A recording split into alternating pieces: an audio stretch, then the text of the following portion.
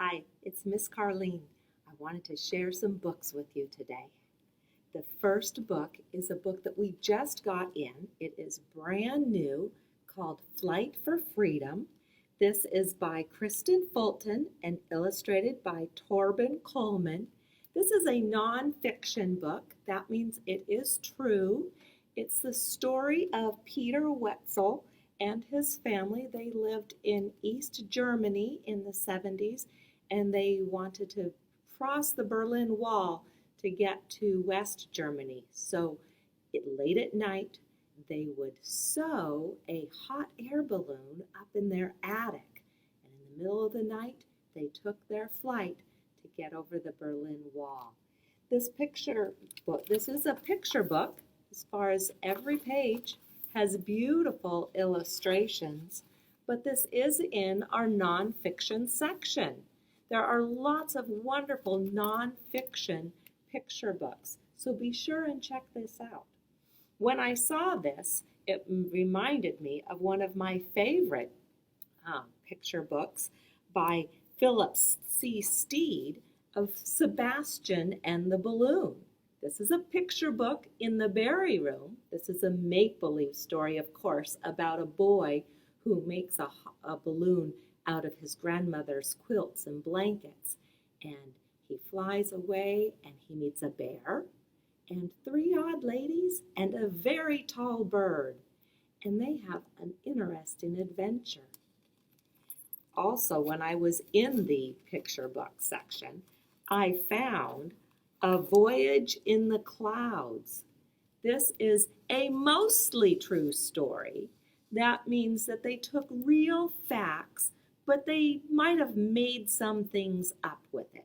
This is by Matthew Olshan, illustrated by Sophie Blackall, and this is the story of John Jeffries, Dr. John Jeffries. He was an Englishman, and Jean-Pierre Blanchard, who was a Frenchman, and they wanted to be the first to cross the English Channel in a hot air balloon.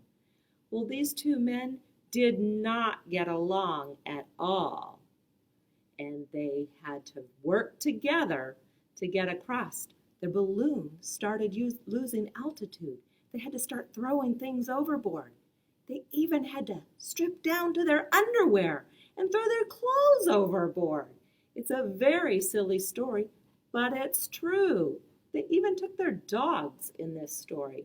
But some of the things in it might not be true, but dropping their clothes overboard is true, because I found up and down in the nonfiction section, which this author, Don Brown, did not take any liberties and change the story at all, that he did everything that was factual.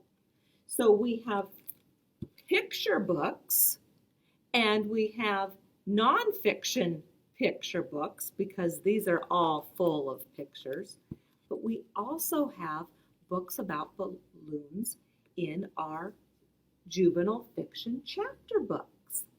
Freya and Zeus. Freya is a rock hopper penguin. She's very proper. And then there's this little scallywag of a mouse.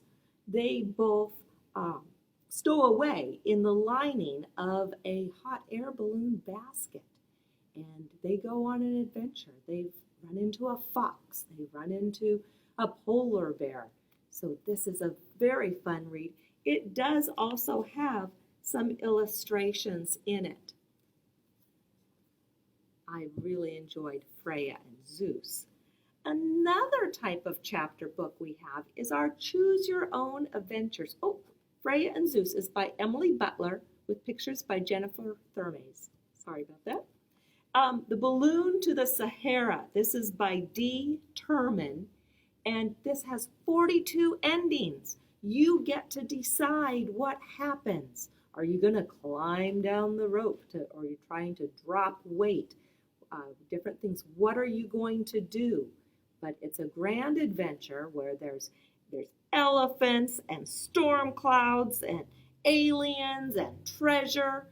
You get to decide what happens. Or are you just going to fall in the water? You decide.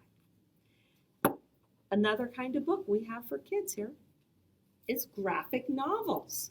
This is the Adventure Time series, and in this one, Princess Bubblegum gets a mysterious map and she decides to turn it into a treasure hunt. This is a book that is all in comics,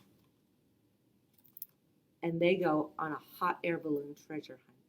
So these are some great different choices for you to read, and I hope that you will choose at least one or find other hot air balloon books. Happy reading!